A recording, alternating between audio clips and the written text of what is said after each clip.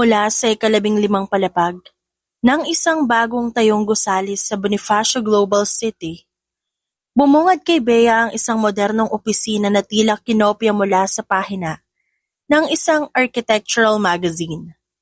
Floor-to-ceiling glass walls ang nakapalibot na nagpapasilip sa skyline ng lungsod.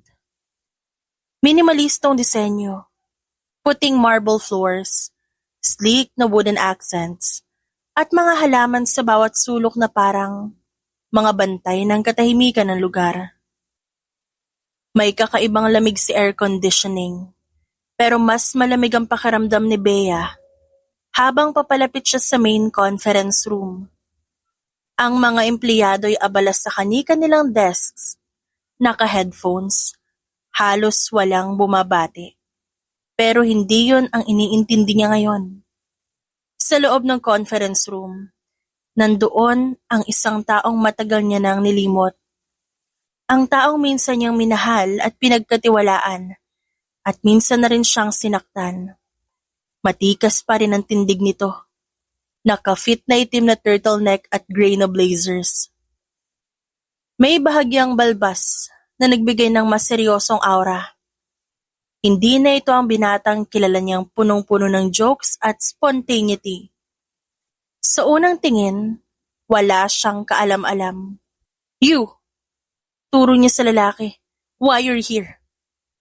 Buong pagtataka siyang tinitigan ni Lucas. "What?" Napasinghap si Bea. Bagong boss niya si Lucas, kaya dapat magpigil siya ng sarili. "Sorry, I thought you're someone I knew." Nang makalabas siya sa opisina, dumiretso siya sa restroom at nagdial. "Mom." Panimula niya. Halos manginig ang buong katawan niya sa di malamang dahilan. Nang marinig ang boses ng kanyang mommy sa kabilang linya, lalo siyang hindi mapakali. "Si Lucas." Paputol-putol niyang saad. "Anong si Lucas? Yung kaisa-isa mong ex?" "Yes, he's my boss. Siya palang may-ari ng Nexora Labs. Kung alam ko lang na siya yung CEO, hindi ko na sana tinanggap ang offer." "At hahayaan mo maging tambay with degree ka na lang. Sayang din naman ang pinaghirapan mo, Bea. Matalino kang bata. Malaki ang potensyal mo. Huwag mong gawing excuse ang ex mo. Ipakita mo kung anong kaya mo." Saad ng kanyang inang si Martil. Kaya ko bang pakisamahan yung tao minsan kung iniyakan? Alam niyang sa sandaling yun napapairap na ang kanyang ina. "You can get your revenge, sweetheart. Ito naman ang gusto mo noon pa, right?" Saglit na napaisip si Bea. Oo nga naman. Saksi ang kanyang ina sa bawat breakdowns niya noon. Alam nito kung gaano siya nasaktan sa breakup. Dahil sino mag-aakala na doon pala ang ending ng kanilang long-term relationship. "Okay, fine, Mom. Ipagpanalangin na lang natin na kaya ko magtagal dito. At least 3 weeks. Gaganti muna ako. I swear, ipaparanas ko sa kanya yung naranasan ko. Hindi pwedeng ako lang ang masaktan at umiyak. That's my girl. And I'll support you for being a weird bitch. Love you. Bye." Hindi siya handa. Akala ni Bea kaya niyang panindigan ng kanyang professional facade. Ngunit sa bawat paglalakad niya sa hallway, sa bawat pag-upo sa conference table, at sa bawat "Good morning, Bea" na binibitawan ni Lucas, parang paulit-ulit siyang binibiyak mula sa loob. Hindi niya ito sinasagot minsan. Minsan pa'y pilit na ngiti lang ang binibigay niya rito. Minsan, isang maikling tangulang. Pero kahit anong gawin niya, hindi siya makawala sa pangungulit ng mga alaala. Unang linggo niya pa lang sa kumpanya, pero pakiramdam niya, parang ilang buwan na ang lumipas. Tuwing magtatama ang kanilang mga mata sa gitna ng mga meetings, o kapag napapadaan siya sa harap na opisina nito na may glass wall, para siyang tinutuka ng damdaming pilit niyang ibinabaon sa limot. Ngunit ang mas nakakalito, hindi na yun ang Lucas na kilala niya. Hindi na ito ang maingay at madalas tumawa sa sariling jokes. Ang Lucas na ito'y tahimik, compose at maginoo. Madalas nakaayos ang buhok. Hindi na nagmamadaling magsalita. Mas pinili ang makinig kesa mga tuwiran. Parang ibang tao. At mas lalo yung ikinagalit ni Bea. Paano niya nagagawang magbuhay bagong tao habang ako naiwan pa rin sa sakit na siyang dahilan? Inis niyang saad sa sarili habang hinihigpitan ng hawak sa mug ng kape. Nang araw ring yun, habang naglalakad siya pabalik sa desk mula pantry, dumaan siya sa harap na opisina ni Lucas. Nakaawang ang pinto, narinig niya ang mahinang boses nito. Habang nakikipag-usap sa assistant. Please, check with Bea. Kung okay lang siyang i-lead yung next product pitch. I've heard good things about her campaign deck. Impressive. Napahinto si Bea sa may gilid ng pinto. Hindi sigurado kung matutuwa o may inis. Impressive? Gusto niyang matuwa o batuhin ng sticky notes ang salamin. Walang karapatang i-appreciate ang idea ko ngayon kung dati kinuha mo yun ng walang paalam. At doon niya naisip ang plano. Gagawin niyang impyerno ang bawat araw ni Lucas sa opisina. Hindi halatang paghihigante. Hindi siya magmumukhang bitter. Pero sa likod ng mga campaign meetings, presentations, at casual team huddles, titiyakin niyang mapapansin ni Lucas ang bawat galaw niya. Mapapaisip. Maaaring maalala. At kung hindi man, baka sapat nang makita niya naguguluhan ito sa presensya niya. Walang pwedeng mag-move on. Anang isip niya habang nakatitig sa pinto ng opisina ni Lucas. Biyernes ng umaga. Tahimik ang buong marketing department maliban sa mahinang click ng mga keyboard at kaluskos ng mga papel. May paparating na major product launch at si Bea ang lead ng campaign strategy. Habang nakaupo sa conference table kasama ang buong marketing firm, pumasok si Lucas, suot ang simpleng polo. May hawak na kape at ngiting pormal sa lahat. Good morning, team. Nito. Tumingin kay Bea. I'm excited to hear what you've got for us today. Nagtaas ng kilay si Bea sa loob-loob niya. Excited ka? Sige. Niya sa isip. Tumayo siya, pinindot ang remote ng projector, at lumabas sa screen ang headline ng campaign presentation. Reclaim the future. Maganda ang concept, crisp, modern, at deliberately out of sync sa branding style ng company. Nagtaas agad ng kamay ang isa sa mga senior designers. Bea, parang sobrang edgy yata nito para sa market natin. Ngumiti si Bea ng matamis. Yes, pero sabi nga ni Mr. Villanueva, let's push boundaries, right? Napalingon ng lahat kay Lucas na bahagyang natigilan. Kita sa mukha nito ang pagkalito, pero pilit na ngumiti. Yes, but within reason. Ani Bea at kunwaring nagulat. Sorry, akala ko gusto mo ng something bold. I guess I misunderstood. 1 point for me. Bulong ni Bea sa isip. Pagkatapos ng meeting, habang naglalakad siya palabas, sumabol si Lucas. Bea, can I talk to you for a minute? Huminto si Bea at humarap ng may inosenteng ngiti. Yes, sir. Nagkamot ito ng batok. About the campaign. It's good. It's just different.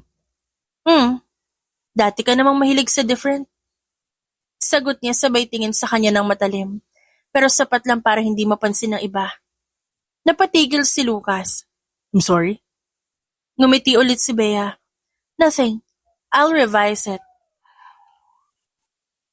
Iniwan niya ito nakatayo sa hallway. Naguguluhan habang siya nakangiti ng bahagya. Lunes. Mabigat pa rin ang pakiramdam ni Bea kahit pa weekend lang ang lumipas. Maaga siyang pumasok para makaiwas sana sa kahit anong interaksyon kay Lucas. O kahit anong bagay na magpapaalala kung gaano siya nagiging inconsistent sa plano niyang paghihigante. Ngunit ang universe, gaya ng dati, tila sinadya siyang pagtawanan. Pagdating niya sa pantry, wala pang tao. Tahimik, amoy kape. Gusto niya lang sana ng tahimik na umaga at kapeng matapang. Kinuha niya ang mug sa pantry cabinet. Binuksan ang coffee machine at hinintay lang ang pag-agos ng mainit na likido. Bumukas ang automatic door. Paglingon niya, si Lucas. Pareho silang napatigil. Good morning. Bati nito. May hawak ding sariling mug. Casual. Walang bahid ng intensyon. Morning. Sagot ni Bea. Mabilis na ibinalik ang tingin sa kape. Please, not now. Tumabi ito sa kanya. Bahagyang dumidikit ang balikat sa kanya habang nagre-refill din ng tubig. Tahimik. Mainit ang kape pero mas mainit ang nararamdaman ni Bea sa gilid ng pisngi niya. Hindi niya gustong pansinin, pero naamoy niya ang pabango ni Lucas. Pamilyar. Woody, minty, subtle, katulad noon. Tapos, bigla nitong sinabi, alam mo, di ko alam kung bakit pero parang ang gaan mo kausap. Napalingon siya. Excuse me? Wala lang. Parang comfortable. Hindi awkward. Kahit bago pa lang tayo nagkakatrabaho. Hindi agad nakasagot si Bea. Dahil totoo. May parte sa kanya ang parang bumabalik sa dati nilang ritmo. Yung hindi pa siya sinasaktan nito. Yung okay pa ang lahat. Siguro. Tugon niya. Paangil, pero hindi matalim. Comfortable, like a favorite mug na binasag mo tas bigla mong naisipang gamitin ulit. Nagulat si Lucas tapos napangiti. Lalim nun ah. Coffee talk. Sagot niya at kunwaring chill. Pagbuhos ng kape sa mug ni Lucas, biglang nag-flicker ang ilaw. Nag-brown out. Bumukas ang emergency light. Dim, malamlam, pulang-pula. Hindi sinasadya. Nagkadikit ang kamay nila sa mesa habang parehong nagulat. Tanging tunog ng brewing machine at malalim nilang paghingang naroon. Sorry. Sabay atras ni Bea, pero hindi agad lumayo si Lucas. Bea. Mahina nitong sabi. Tila may sasabihin pa. Pero bumalik na agad ang ilaw. Parang may pumutol sa sandaling yon. Isang koneksyon na hindi niya inaasahan at ayaw niyang aminin. No, Bea. Hindi ngayon. Huwag kang marupok. Ani niya sa sarili. Bit-bit ang kape. Dali-daling lumabas si Bea sa pantry. Iniwan si Lucas na nakatingin pa rin sa kanya. At sa hallway, habang lumalayo siya, ramdam niyang bumilis ang tibok ng kanyang puso. Hindi sa galit, kundi sa kilig na matagal niya nang tiniklop sa loob ng puso niya. Tahimik ang opisina maliban sa tikatik ng keyboard at ang occasional push to staging ng mga developers sa gitna ng kanilang bug hunting marathon. Abala si Bea sa pagre-review ng campaign visuals sa kanyang monitor nang biglang bumukas ang glass doors ng opisina. Lahat ng mata agad dumingon. Maging ang aircon tila natahimik. Isang babae ang pumasok. Nakasuot ng puting designer dress na hapit sa katawan. May dalang Hermes bag at nakastiletto na parang hindi alam ang salitang commute. Kulay ginto ang buhok na may konting alon at pulang-pula ang labi. Hi! Matinis ngunit mahinhin ang boses nito habang inililibot ang mata sa buong opisina. I'm looking for Lucas Villanueva. Lahat na palingon kay Bea. Sabay sunod-sunod na siko sa kanya ng mga developers sa paligid. Uy Bea, girlfriend alert. Bulong ni AJ na hindi makatiis. Tumayo si Bea, maayos ang tindig. Pero ramdam ang iritasyon. Lumapit siya at pinilit ngumiti. Hi, I am Bea from marketing. May appointment po ba kayo kay Mr. Villanueva? Ngumiti ang babae. Ngumiting parang hindi totoo. Well, not exactly. But he always makes time for me. I'm Camille Mendoza. Biglang tumigil sa pag-type ang dalawang dev. Wait, Mendoza? As in Mendoza Group? Yup. My dad is one of the major investors here. I came straight from Tagaytay just to surprise Lucas. Lucas is in a call right now. Ani Bea. Halos ipitin ang tono. Pero pwede po kayo maghintay sa lounge. Sure. Thank you. You're so kind. Sabay kurot sa braso ni Bea na parang close na sila. Paglingon ni Bea, naroon ang mga devs na nagpipigil ng tawa. Bea, may bagong boss tayo ah. Ani AJ sabay kindat. Hindi siya nag-react. Tumalikod siyang nakangiti, pero may panggigigil sa loob niya. Papepe, mahinhin, investor's daughter pa. Fantastic.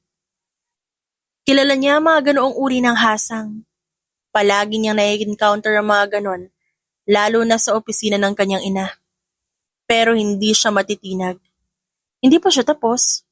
Ngumisi siya na nakakaloko at bumalik sa desk. Hindi pa man lumilipas ng 5 minuto, bumukas ang pinto ng private office ni Lucas. Tumayo si Camille at agad tumili ng mahina. At kumaway na parang nasa airport reunion. Lucas! Napalingon si Bea mula sa workstation niya. Kunwaring may ina-adjust sa monitor pero sa totoo ay binabantayan ang bawat galaw. Si Lucas suot ang navy blazer. Naka-slightly loosened tie. Tila nagulat sa biglaang pagtili ng babae. Camille! Tanong nito, pero agad ding napangiti. I didn't know you were back. Lumapit si Camille at walang pakundangang yumakap kay Lucas. Oh, I just miss everyone here, especially you. Nagkatinginan ng ilang staff at si Bea ng lamig ang batok. Bumalik si Lucas sa professional tone. Medyo stiff ang katawan. What brings you here? Well, I just wanted to check on our investment personally. Daddy's been asking how things are going. And I miss seeing your face. Pinigilan ni Bea ang sariling mapangiwi.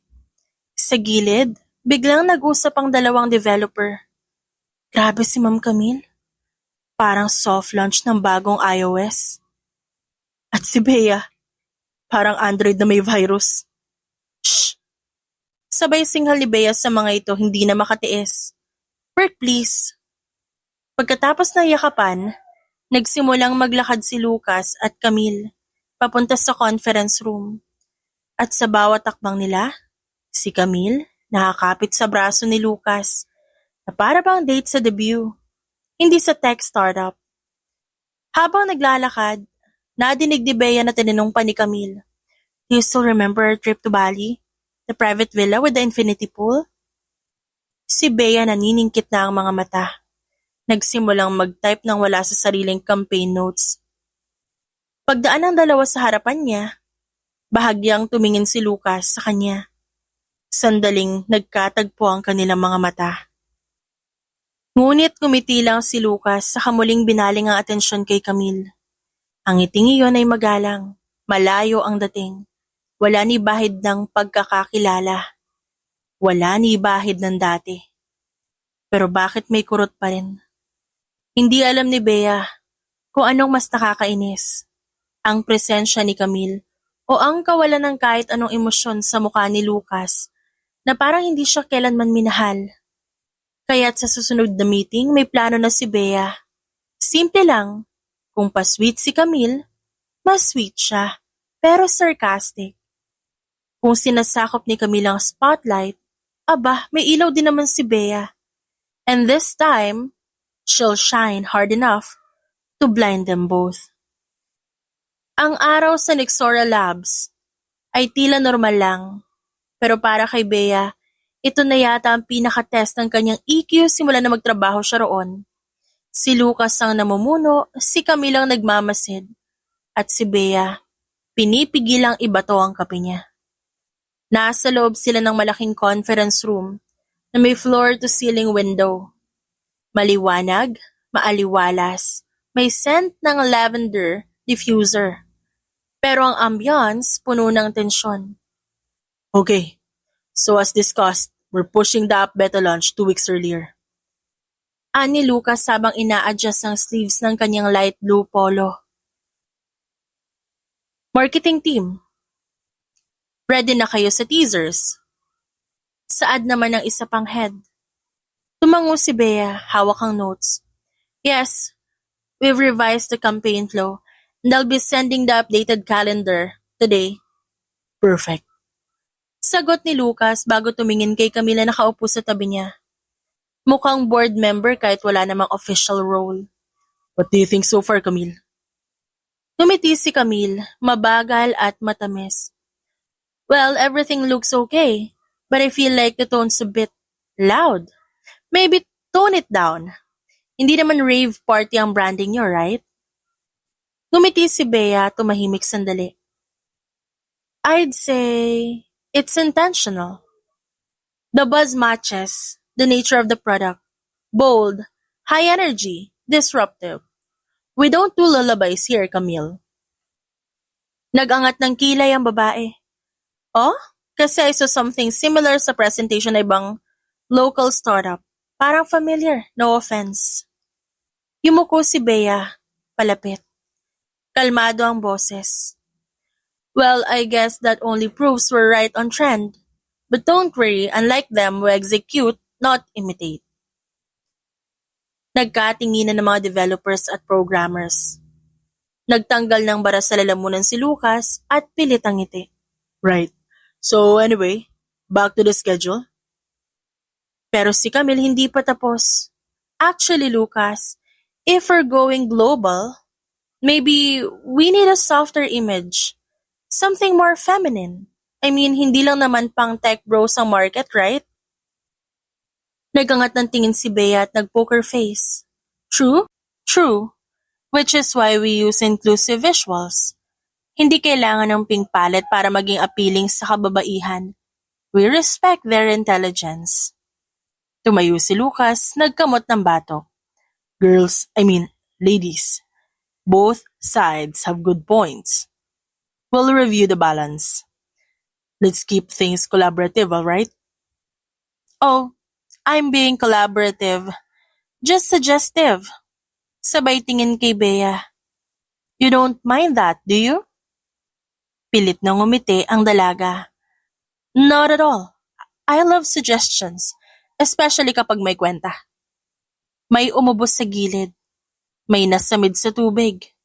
Napayuko si Lucas. Halos matawa pero pinigilan. Okay, next slide. Habang nagfa-flash ang susunod na slide sa TV screen, tumingin si Bea kay Camille. At doon niya nakita ang bahagyang pagbabago ng ekspresyon nito. Hindi na ang pasweet ng ngiti, kundi yung ngiting may konting inis.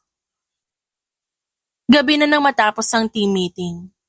Unti-unti nang nauupos ang liwanag sa loob ng Nexora Labs at ang buong gusali lumulubog na sa katahimikan. Ang mga empleyado ay nagsiuwian na habang ang mga ilaw sa parking area nagsimulang magsindi. Waring nagbabadya ng pahinga. Tahimik na lumabas si Bea sa main door. Bit-bit ang laptop bag at ang inipong inis mula sa buong araw. Napabuntong hininga siya. Pilit inaalis sa isipan ng mukha ni Camille at ang sarkastiko nitong ngiti.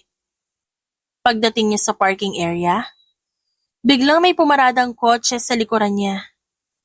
Si Lucas, nakabukas ang bintana at nakasandal sa manibela, nakatingin sa kanya na para bang may gustong itanong pero ayaw pang sabihin. Bea. Napalingon siya at bahagyang nagulat. Oh, sir, nandito pa pala kayo? Sabay lakad ng diretsyo, pero narinig niyang bumaba si Lucas mula sa sasakyan. Wait, can I ask something? Depende. May bonus ba sa sagot? Huminga ng malalim si Lucas habang lumalapit. Kanina sa meeting, I don't know. You feel familiar? Ikaw ba yung Dati mong kaibigan sa MySpace? Yung kaboses ko yung cashier sa Mercury? Or maybe I just have one of those tragically unforgettable faces? Seriously, Bea, I'm not trying to be weird. Para may part sa na sinasabing kilala kita. Tumitig si Bea sa mga mata nito. Pilit hinahanap ang alinmang bakas ng pagkilala. Pero gaya ng dati, blanco pa rin ang tingin ni Lucas. Puno ng paghahanap, oo, pero wala pa ring alaala. Baka napanaginipan mo lang ako. Baka nga. Ani Lucas at humabol ng ilang hakbang. Pero kung totoo man, kung magkakilala man tayo before, siguro hindi ka ganyang ka-hostile sa akin ngayon. Tumigil si Bea, humarap at ngumiti. Isang ngiting may talim. Lucas, kung magkakilala man tayo dati, siguro may rason kung ba't di mo na ako maalala. Ilang segundo ng pagkalito kay Lucas at pag-iwas ni Bea. Good night, sir. Dagdag pa ng babae sabay lakad palayo. At habang binabagtas niya ang dilim ng parking lot, isang masakit pero matatag na damdamin ang nag-uumapaw sa dibdib niya. Paano kung siya na lang ang may dalang alaala nilang dalawa? Tahimik ang umaga sa Nexora Labs. Wala. Ang pink na damit, high-pitch na tawa, pabebe na komento, wala si Camille. Finally, isip ni Bea habang umiinom ng mainit na kape sa pantry. Peaceful ang buong opisina. Walang tiktak ng stilettos, walang pasweet na Lucas. Uy Bea, saad ng isa sa mga developers. Parang mas blooming ka ngayon. Baka blooming, dahil wala ang sanhi ng allergy ko. Sagot ni Bea at tumikim. Si Camille. Sabay ngiti ni Rachel, ang graphic designer. Gusto ko malaman kung sinasadya mo ba yung banat mo kahapon o spontaneous lang yun. Organic sarcasm. Farm fresh. Sagot ni Bea. Pero, aminado akong ibang level yung tension kahapon, Sabat ni Matt habang sumisilip sa kanilang usapan. Parang may eksenang iniwan sa teleserye tas biglang nag-crossover sa pitch meeting. Nagtaas ng kilay si Bea. Lahat ba kayo naging entertainment correspondent ngayon? Di naman, curious lang kami.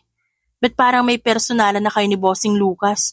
Iba yung init Ani Rachel, habang nag-aayos ng kape. Hindi ko lang talaga vibe yung may mga selective memory. Sagot ni Bea pero biglang nagsisi nang mabanggit yon. Wait, what? Ano ibig mong sabihin? Guys, relax. Kung sabihing hypothetical lang hypothetically. Diba, masama naman talagang iwanan ka tas biglang may amnesia? OMG! Ex mo si Lucas? As in kayo dati? Sabat ni AJ. Hindi na nakasagot si Bea. Tumalikod na lang siya, sabay buntong hininga. Ang juicy mo, girl. Ganyan pala yung sinasabi nilang undeniable tension. Alam kong may something. Habang nagkakagulo ang buong pantry sa panunukso at tawanan, at pilit na pagsinghot ng chismis mula sa labi ni Bea, isang malayong kamera sa hallway ang tahimik na umiilaw, naka-on. At sa isang kwarto, malapit sa operation center nakatayo si Lucas. Hawak ang tablet na konektado sa surveillance feed ng opisina. Nakahinto ang tingin nito sa screen habang tumutunog ang speaker. Tumingin lang si Lucas. Pansin mo rin pala yun? Kala ko ako lang. Ani Dino. Masyado naman kasing halata yung tingin ni Bea kay Sir Lucas Yung tirig na parang gustong kumain ng tao. Tas minsan parang nangangarap. Dagdag pa ni Matt. Ang lala mo Sabat naman ni Rachel. Pero si Sir Lucas, parang clueless. Naknumpu. Ay, sorry. Humahagik-gik na tawa ni Dino at Matt. Sana nga hindi na kayo dapuan ng love life. Irap naman ni Bea sa mga kasama. Kinagabihan, hindi niya na nahagila pa si Lucas. Para bang may kumurot na naman sa puso niya. Lalo na at nasa isip niya kasama nito si Camille.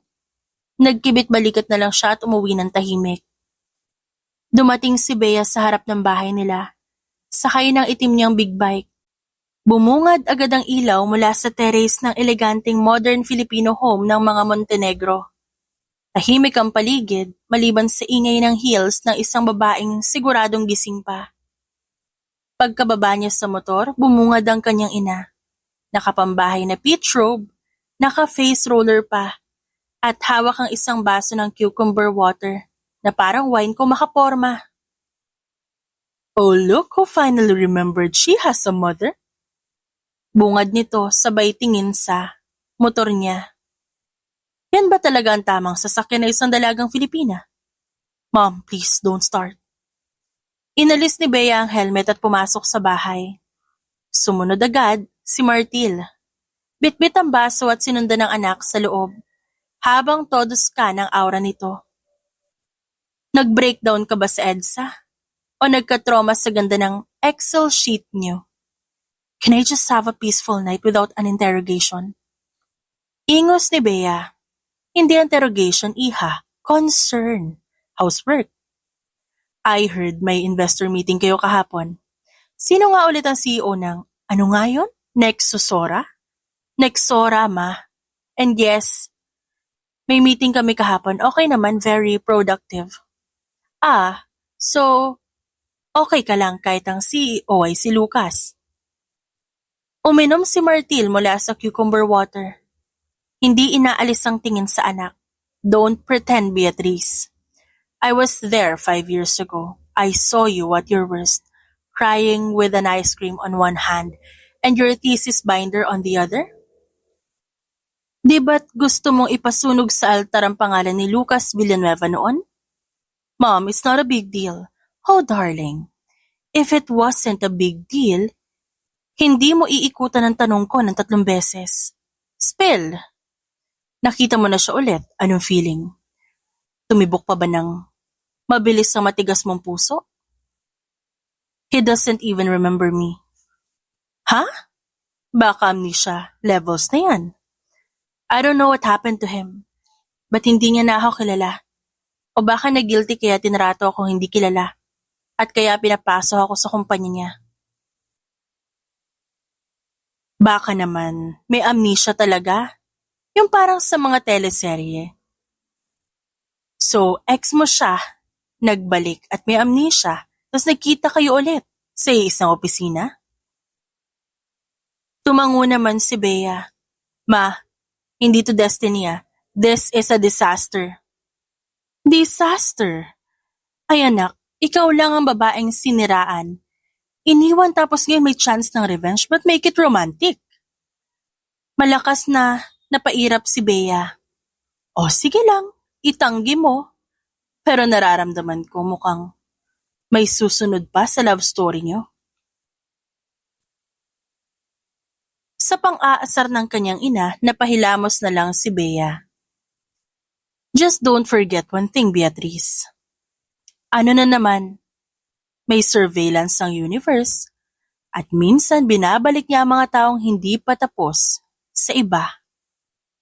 Madaling araw na ngunit gising pa rin si Bea. Nakatulala siya sa kisame ng kwarto habang paikot-ikot ang electric fan sa kisame na para bang pinaparamdam sa kanya ang bilis ng mga iniisip niyang hindi mapigil. May surveillance ang universe. Paulit-ulit na saad sa kanyang utak, parang echo. Pero ang mas masahol, hindi lang universe ang may surveillance. May CCTV camera sa opisina. May audio, may Lucas. Pumikit si Bea. Imposibleng makatulog siya. Lalo pat patuloy ang flashback ng mga sinabi niya. Yung sarcasm, yung accidental na pagbunyag ng lahat, at ang collective na tili ng buong tech department. Humugot siya ng malalim na buntong hininga at tumayo sa kama. Tinungo niya ang maliit na vanity at tinitigan ang sarili sa salamin. Bea, kalma. Matatag kang babae. Iniwan ka pero hindi ka duwag. Tumayo siya ng tuwid, bagsak ang buhok pero matigas ang tingin. At kung akala niya mapapatahimik siya ng guilt ni Lucas, nagkakamali siya. Resignation? I will not resign. Mas masarap maghiganti ng may sweldo. Kinabukasan, maagang dumating si Bea sa Nexora Labs. Isang bagay na never niyang ginagawa. Hindi dahil masipag siya, kundi dahil gusto niyang iwasan si Lucas o si Camille o kahit sinong pwedeng magtanong tungkol sa kanilang nakaraan. Pero kahit anong pag-iwas na gawin niya, iba talaga ang plano ng tadhana. Pagkabukas ng elevator sa basement parking, bumungad agad sa kanya si Lucas, nakasuot ng navy blue na blazer, walang dalang bag, hawak lang ang cellphone, habang tila nagbabasa ng report. Napatingin ito nang maramdaman ang presensya niya. Nagtagpo ang mata nila. Ang unang impulse ni Bea, umatras at maghintay ng kasunod na elevator pero huli na. Tumingin na si Lucas at ngumiti pa. Good morning. Kaswal nitong bate. Napilitan siyang pumasok. Mabilis ang pintig ng puso niya habang pinipilit panatilihing normal ang muka. May tatanungin sana ako kahapon, pero na-distract lang. Nito habang pinipindot ang floor number. Tumikim si Bea at tiniklop ang mga braso. Kung tungkol to sa report ko, maayos yun. Wala kang dapat alalahanin. No, hindi. Hindi ko lang ma-pinpoint. Para may nabanggit ka kahapon na Naalala mo na? Or feeling mo lang lahat ng babae familiar sa'yo? I mean, may vibe lang. Weird. Maybe your brain's just craving deja vu. Happens when you lack REM sleep. Natawa ng marahan ng lalaki. Halatang hindi sigurado kung seryoso siya o nagpapatawa. Don't strain yourself too much, Mr. Villanueva. Baka maribot ang sistema mo. At naglakad siya papunta sa opisina na parang wala siyang tinatagong kaba. Makalipas ang isang oras, biglang tinawag siya ni Ria. He wants you in his office. ASAP. Teka lang, bakit? Lunch meeting with the investors. Pinapaayos si Sir Lucas ang presentation mo. Tas sasamahan mo raw siya sa lunch today. Kumunot ang kanyang noo. Hindi ba dapat si Camille ang sumasama sa mga ganon? Yun nga rin akala ko eh. Pero sabi ni Sir, ikaw daw ang kailangan niya ngayon. Pagbalik niya sa desk, tahimik ang buong dev team. Masyado silang tahimik. Ang lahat nakatingin sa kanya. Sabay-sabay silang umarte na kunwaring may ginagawa. Pagtingin niya, pero alam niyang may pakulo ang mga mokong. Ano, date na ba yan, Bea? Investor meeting. Wow, may pa-special mention ka pala kay boss.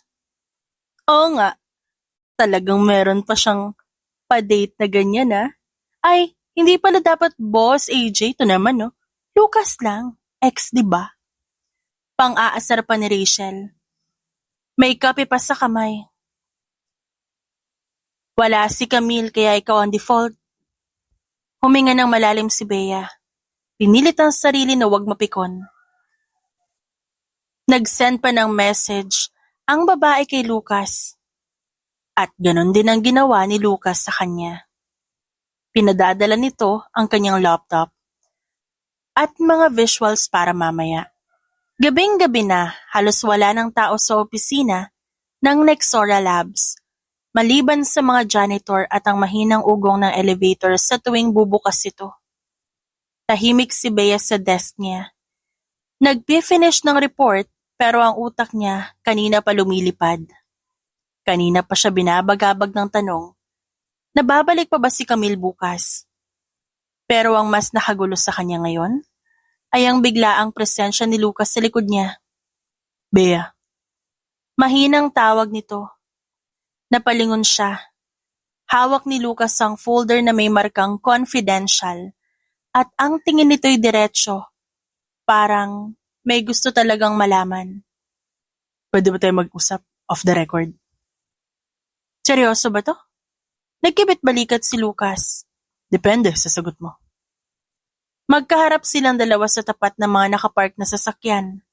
May malamig na hangin at malamlam na ilaw ng poste. Tahimik si Lucas. Tahimik din si Bea hanggang siya ang unang nagsalita. Kung ito yung part na sasabihin mong alam mo na ang lahat at tatawanan mo ako, please lang wag na. Bea, totoo ba? Totoo ang alin? Yung sinabi mo ng isang araw sa pantry na ex mo ako? Yup, it's true. Tayo, noon, 5 taon na nakalipas. I had a feeling, pero hindi ko talaga matandaan. Convenient. No, I'm telling you the truth. Na-aksidente ako 1 linggo pagkatapos ng graduation natin. Motorcycle crash. I was comatose for how many months? Pagkagising ko, blanco. Bits and pieces lang ang naalala ko. Hindi ko alam kung saan ako nagkamali. Hindi ko nga maalala kung ba't tayo naghiwalay. Natigilan si Bea. Para siyang sinampal ng malamig na hangin. Na-aksidente ka? Oo, at yung mga presentation mo noon sa thesis speech, ginamit ko para sa investor meet.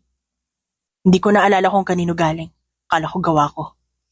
Pero ngayon habang tinitignan ko yung style mo, doon ko naalala kung gaano ka kahalaga sa team at sa akin. Hindi nakakibo si Bea. Sa loob-loob niya, gusto niyang sumigaw. Gusto niyang murahin ng lalaking minsang winasak siya. Pero sa harap niya ngayon, hindi ang Lucas na nanakit sa kanya.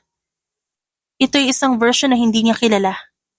Mas humble, mas tahimik, at mukhang nagsisisi.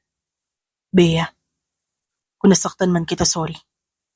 Kahit di ko maalala kung paano, gusto ko malaman mo na humihingi ako ng tawad sa'yo. I want to know ano nangyari sa atin.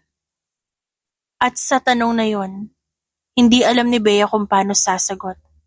Dahil kahit siya, hindi na rin sigurado kung gusto pa ba niyang alalahanin. Pasensya na hindi ko alam kung paano mag-react. Ang bigat ng revelation, hindi ko pa kayang i-take. I understand. Sagot naman ni Lucas at ngumiti. Yung ngiti na parang nagdadala ng bagong pag-asa. Agad siyang umiwas ng tingin. Baka maging marupok na naman siya.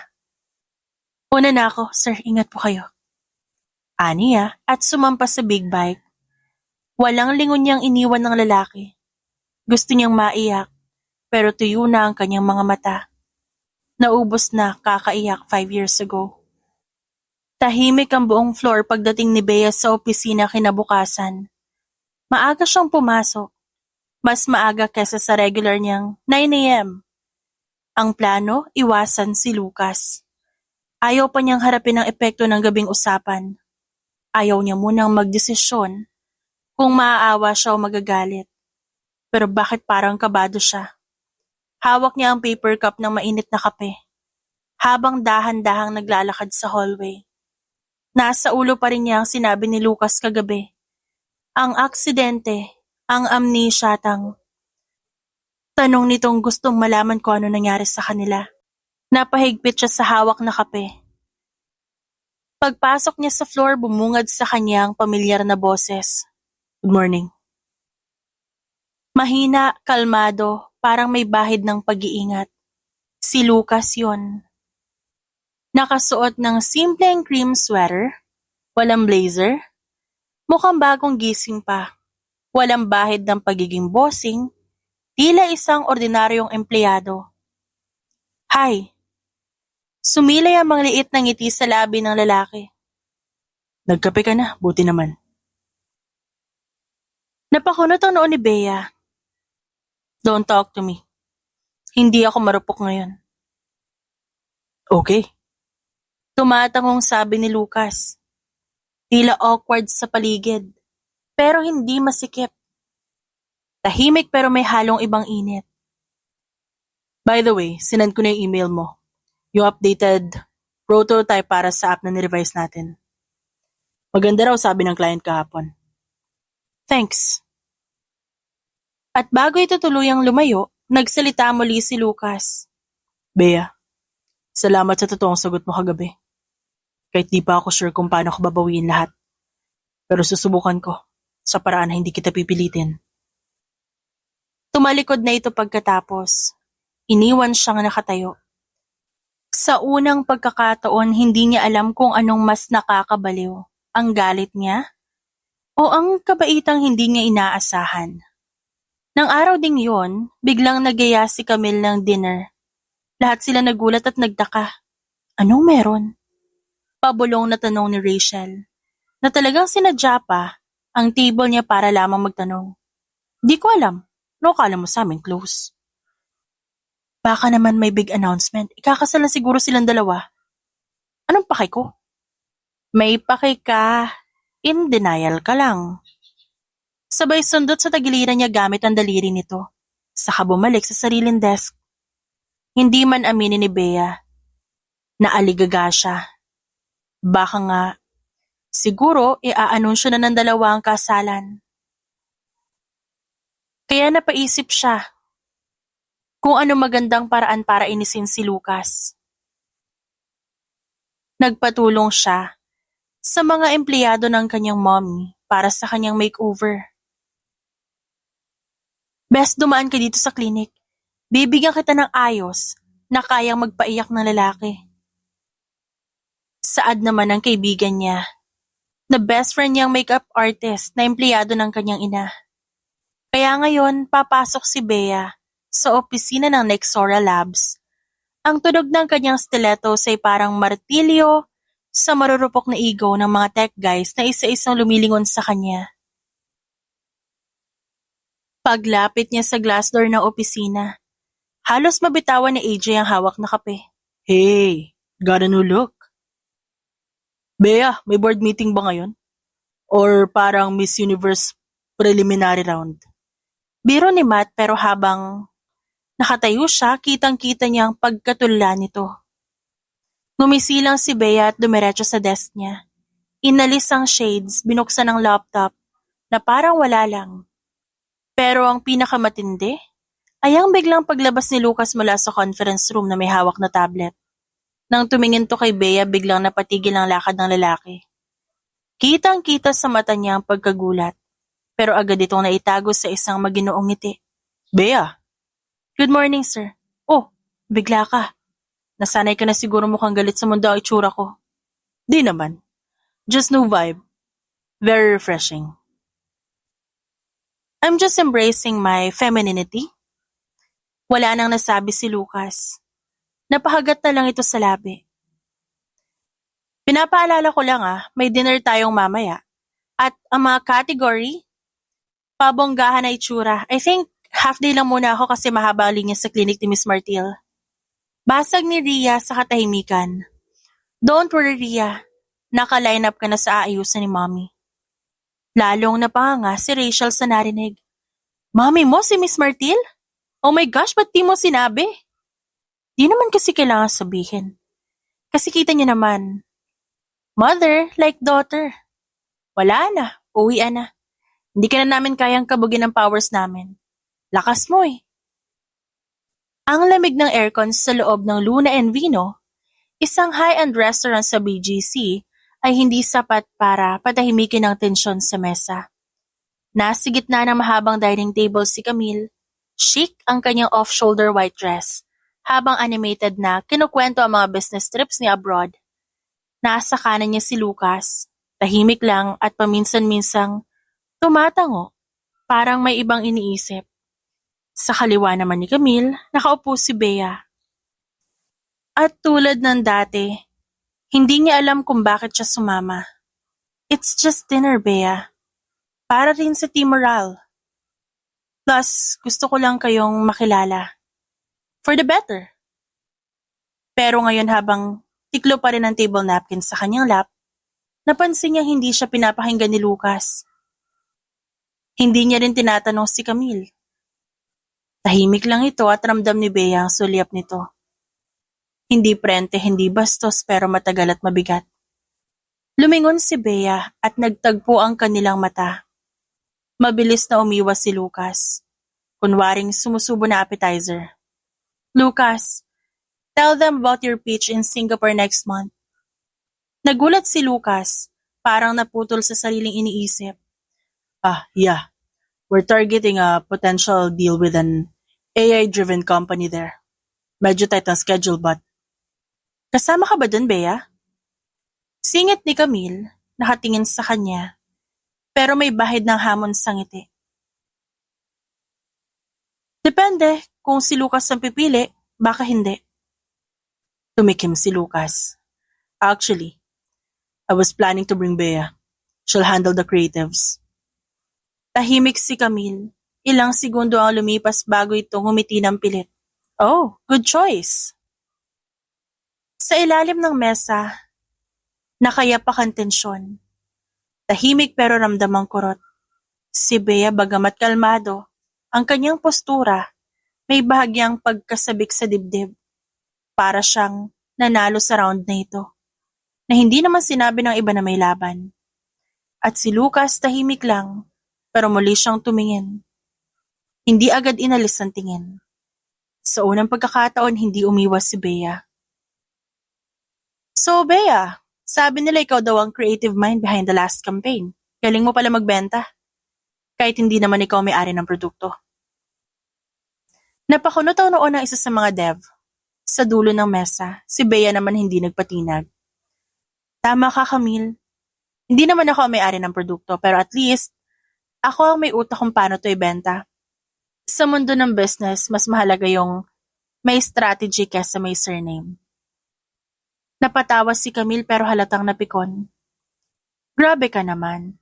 So lahat ng may apelyido at kaya mag-invest, bobo na agad. Wala akong sinabi nun, pero kung sapul ka hindi ko na problema yon.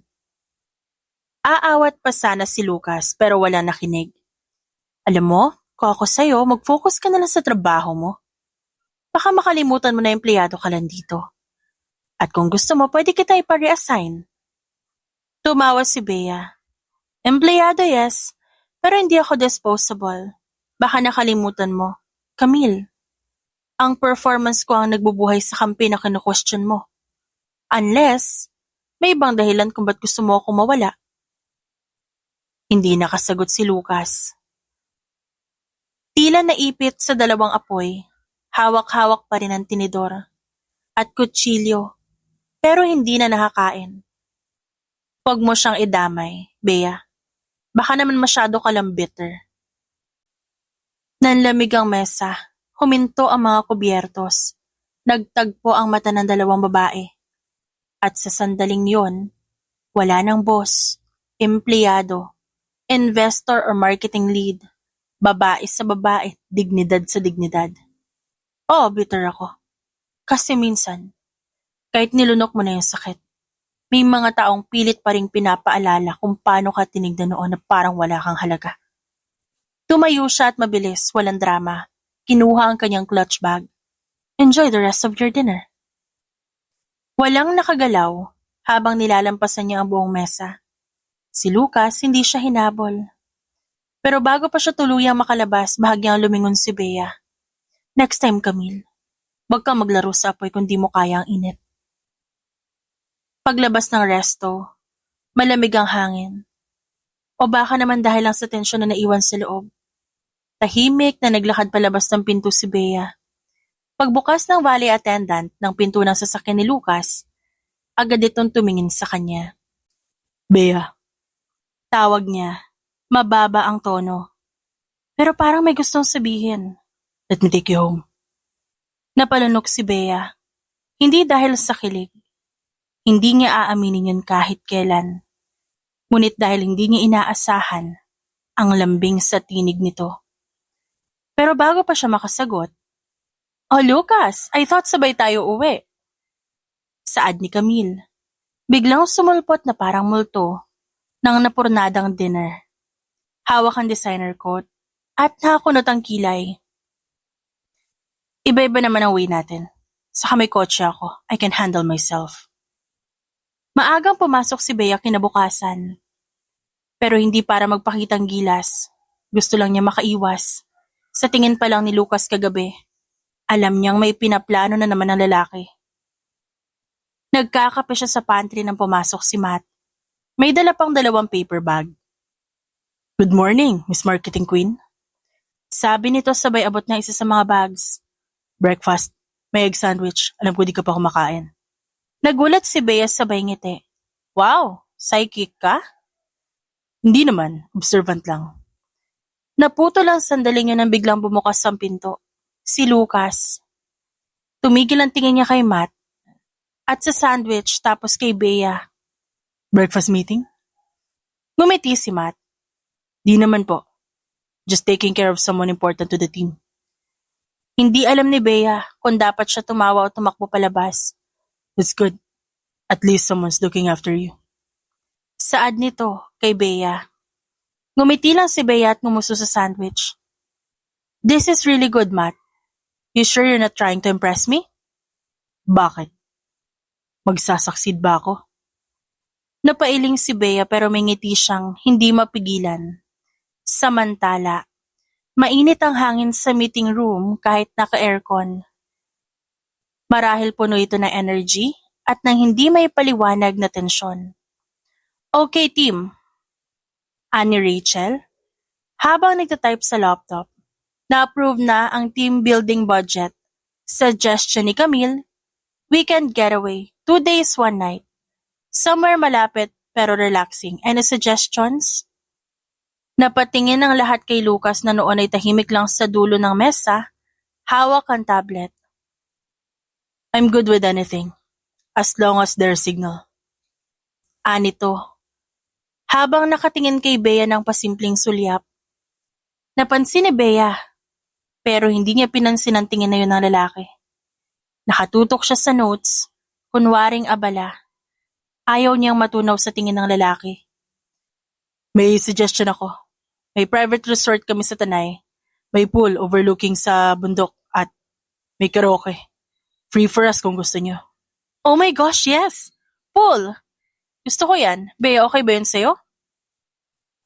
Ramdam niyang nakatingin sa kanya si Lucas pero sumagot pa rin siya. Sounds fun. Baka kasi ayaw mo ng bundok, baka gusto mo ng beach. As long as may tubig, okay na ako. Baka may hot spring ka rin dyan. Saad naman ni Bea kay Matt. Pwede nating i-check pero for sure, may hot guy sa team natin. Uy, gusto ko yan. May hot dogs ba sa catering? Singit ni Rachel habang nagpupunas ng pawis sa excitement. Tumawa naman ang buong grupo, pero hindi si Lucas. Naglalakad si Bea sa hallway nang sumabay ito. So close na kayo ni Matt. Ba't mo tinatanong? Curious ka o concerned? Both. Well, don't be. Kung gusto mo mangialam sa buhay ko, you're 5 years too late. Baka lang kasi gusto kong bumawi. Ngayon? Delayed na, 5 years si apologies mo, Mr. Villanueva. Biglang lumabas si Matt mula sa kabilang hallway. May hawak na 2 cups of iced coffee. Uy, Bea, ito na yung coffee mo. Perfect timing, Matt. Sir Lucas, gusto mo rin ba? Pwede akong gumawa ulit. I'm good. Malamig na sagot nito at ngumiti na tila pinipilit. Nagpaalam si Bea at si Matt habang si Lucas na iwan sa hallway. Nakatingin sa kanila at sa mukha nito, may halong pagkalito, pagsisisi at selos. Tahimik ang buong opisina. Karamihan ay naka-log out na, patay na ang karamihan sa ilaw maliban sa main workspace, kung saan naglalambitin ang mga low-hanging pendant lights na may warm glow. Nakaupo si Bea sa desk niya. Nakataas ang buhok sa isang magulong ngunit sexing ponytail. Habang tinatype ang mga last-minute revision sa pitch deck para sa team building. Sa kabilang side, naroon si Matt naka-t-shirt lang. Kumain ka na ba? Tanong nito, sabay alok ng extra cup noodles. Hindi pa, pero mamaya na, gusto ko lang tapusin to. Workaholic. Kain ka na, baka maging multo ka dyan. Napatawa si Bea. Hindi niya inaasahan na magiging ganito kalight ang loob niya kay Matt. Mabait ito, maalalahanin at hindi complicated. Lumapit to sa likod niya at tumingin sa laptop screen. Galing mo talaga gumawa ng visuals. Parang kahit wala ka pa sinasabi, naintindihan na agad yung message. May nagsabi na niya noon. Bulong ni Bea na biglang napaisip at si Lucas yun. Well, this time, I mean it more. Sagot ni Matt na may ngiting nakakagaan ng loob. Hindi nila napansin ang pagbukas ng pinto sa likod at pumasok si Lucas. Bitbit ang laptop at mug ng kape. Bahagya ito napatigil sa paglalakad na makita ang dalawa. Magkaharap at nagtatawanan. Tila ba may sariling mundo. Saglit itong nanatili sa dilim ng hallway. Pinagmasdan ng eksena. Matt, ayan na naman yung font. Masyado siyang corporate. were fun, right? Gusto ko ng medyo quirky. Yes, ma'am. Sagot ni Matt sabay ngiti. Tatawa na sana si Bea nang mapansin niya si Matt na nakatingin din sa kanya.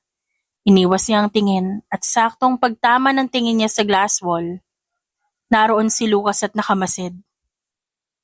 Sir Lucas, overtime ka rin? Oh, may kailangan na akong tapusin kayo. Creative revisions lang. Okay, I leave you guys to it. Tahimik ang opisina ng Nexora Labs nang dumating si Bea. Naka-neutral tone na dress at low heels. Pagkapasok niya sa glass doors, napansin niya parang may konting tensyon sa hangin. Tahimik ang mga devs. Si Matt, na laging unang bumabate, napatingin lang saglit at sumenyas ng good luck. Paglapit niya sa desk, may bouquet ng fresh lavender at baby's breath na nakapatong sa laptop niya. Hindi masyadong engrande, pero halatang pinag-isipan at may kalakip na card. Masinop ang sulat. For the heartaches I caused, and the heartaches I hope I can heal. From L. Pumikit siya ng ilang segundo. Hindi siya sigurado kung gusto niyang mapiko na matouch. Ma'am Bea, pinapapunta ka raw ni Sir Lucas sa rooftop like now na. Saad ni Rachel. Ano to? At may pagganito pa. Pagdating sa rooftop, nadatnan niya si Lucas, naka-white shirt lang at slacks. May hawak na thermos at 2 mug. Peace offering? Almond cappuccino. Yung favorite mo. Secret order sa coffee shop sa tapat ng dati mong apartment. So biglang naalala mo lahat? Actually, I remember everything simula pa lang. You what? Kasi gusto kong bumawi. Di ko sinasadyang gamitin ka, pero nasaktan kita. Ah, okay. Okay. Ano yung aksidente? I've been a jerk before, and that accident was my karma. Gusto mo ng closure? Gusto ko ng bagong simula. Para saan? Para itama ang lahat, kung meron pa. Hindi sumagot si Bea. Nakatitig lang siya sa kape, mainit pa. Parang puso niya. Kumukulo pero hindi sigurado kung dapat pang ipaglaban. This doesn't change things overnight, Lucas. Hindi dahil may pakape ka okay na tayo. Alam ko. Pero kung meron may isang bagay na gagawin ko simula ngayon, yun na yung araw-araw ko patutunayan na karapat-dapat pa rin akong pagkatiwalaan mo. Good luck. Dahil hindi ako madali. Mula nang nangyari ang pag-uusap nila sa rooftop, hindi na nawawala ang maliit na pagkailang sa pagitan nila.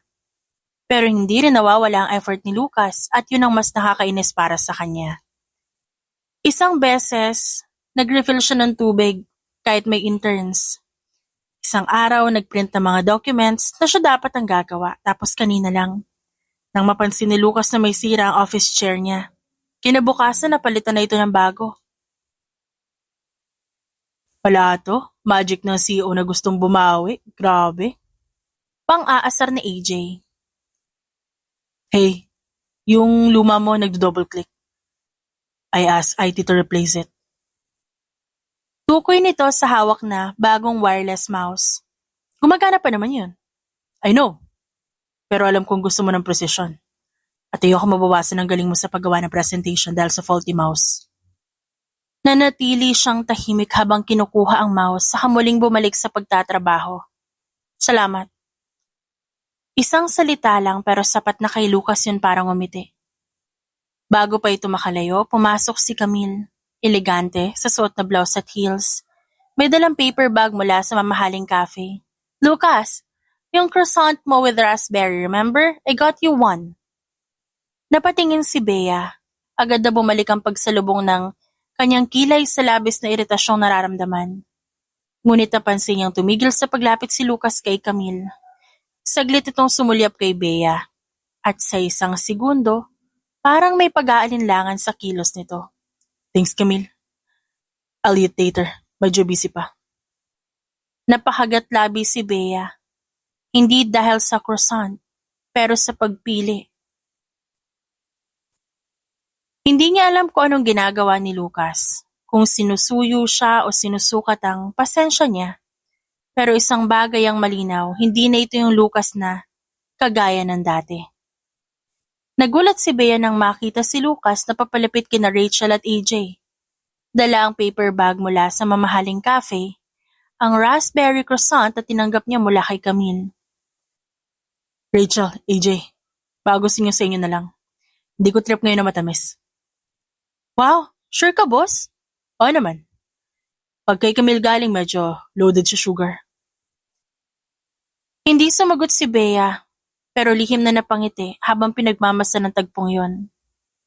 At nang dumaan si Lucas sa tabi niya, nagsalita ito sa mahinang boses. Dinner tayo.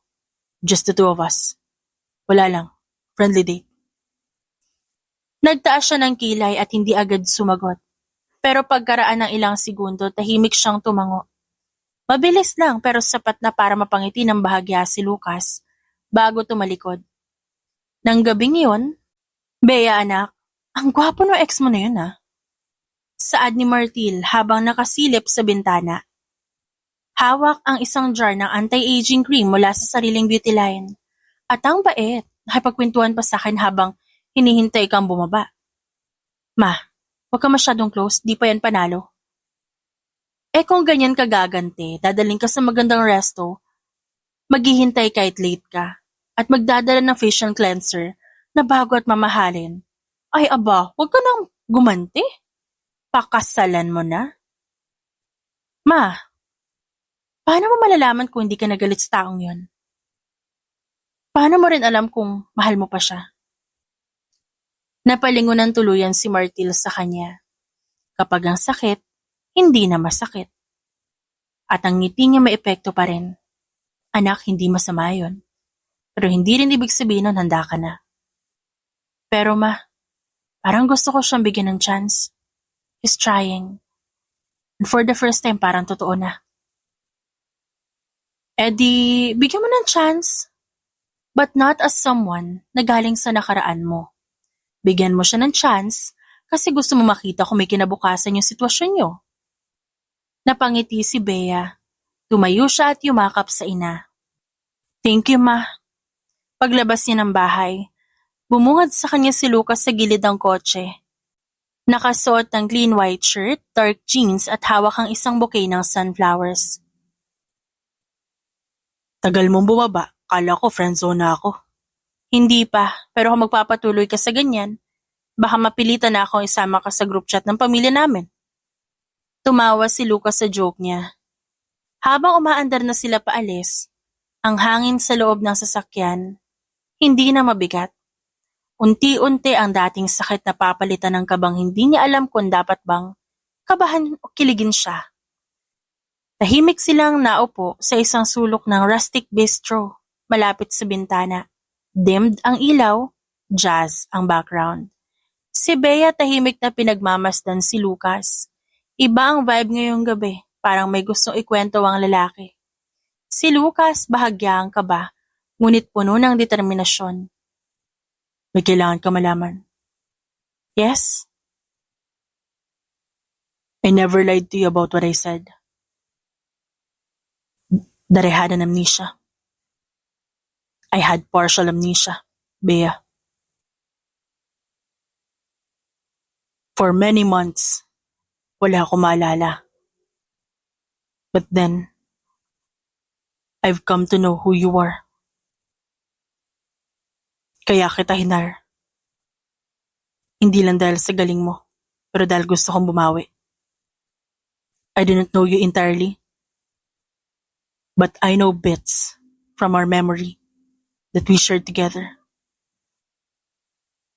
So guilty hire ako. Hinire mo ako para makabawi ka. I see it. Tumango si Lucas. And honestly, ikaw lang ang gusto ko sa role. Ikaw ang gumawa ng pitch ni Xora. Pinangalan ko ang startup-based idea mo. Hindi lang credit ang gusto ko ibalik sa'yo. Ginawa kitang co-owner. May shares ka. Napatangu-tango si Bea sa narinig. Alam mo, kung ganito mo ako binaliwala noon, ganito ka rin bumabawi ngayon. Di ko alam kung dapat pa ba ako maniwala sa'yo sa totoo lang. Pero, hindi ko naman itatanggi na masaya ako kung ano meron tayo ngayon. Maybe, there's a lot of room for improvement for you. And for me too. At sa totoo lang, na-appreciate ko lahat ng ginagawa mo. Nagtagpo ang kanilang mga mata. Sa paraan ng tinginan nila, alam nilang doon nagsimula ang bagong simula ng kanilang pamumuhay bilang magkakilala. At hindi nila alam kung saan patungo, pero may gaan sa kanilang puso. Mainit ang simoy ng hangin habang dumadampi sa balat ni Bea. Pero mas mainit ang titig ni Lucas mula sa kabilang mesa. 1 taon na mula nang unti-unti siyang bumabalik sa buhay ng babae, hindi bilang CEO, hindi bilang dating kasintahan, kundi bilang lalaking marunong na manindigan, umamin ng pagkukulang at higit sa lahat maghintay. 1 taon ng paghahatid sundo, pagdadala ng kape tuwing madaling araw, pagtitiis na tahimik na tampo, at pagngiti sa bawat mataray niyang sagot. At ngayon, habang nagsasaya ang buong team ng Nexora Labs, sa tagumpay nila bilang isa sa top tech startup sa bansa, tahimik lamang si Bea. Habang ang isang basong may wine, hawak niya. Nakatanaw siya sa tanawin ng lungsod. Lumapit si Lucas, may hawak na maliit na kahon. Pwede ba kita abalahin? Depende. Kung may tsokolate sa loob ng kahon na dala mo, for sure. Napangiti si Lucas. Binuksan ang kahon, isang necklace na may lamang pendant. At maliit na infinity symbol design. Wala akong bitbit na singsing ngayon. Pero kung papayagan mo ako, gusto kong simulan ng forever natin sa tamang paraan this time. Tahimik lang si Bea. Tinanggap ang kwintas, sinuot sa kanya, at tinignan ng lalaki mula ulo hanggang paa. 1 year of being annoying but consistent.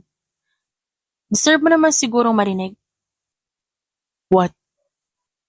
Ang sasabihin ko, na sinasagot na kita. Narinig yun ng lahat ng naroon. Doon lang napansin ni Bea na kanina pa pala tahimik ang mga ito. Nagpalakpakan ng mga katim nila, na patagong nanonood mula sa may pinto. Si Matt ngumiti rin.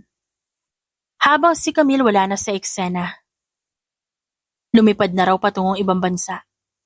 Tumitig si Bea kay Lucas, habang hawak nito ang kamay niya.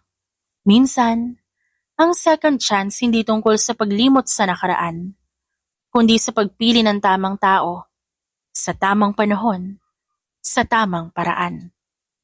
The end. Sa aming mga taga-subaybay, nais ng aming team na magpasalamat sa inyong lahat. Mula sa mga nakatutuwa at positibong komento, ikinagagalak ng aming puso na mabasang nag-e-enjoy kayo sa mga audiobooks na ginagawa namin para mismo sa inyo. Muli, maraming salamat sa inyong lahat.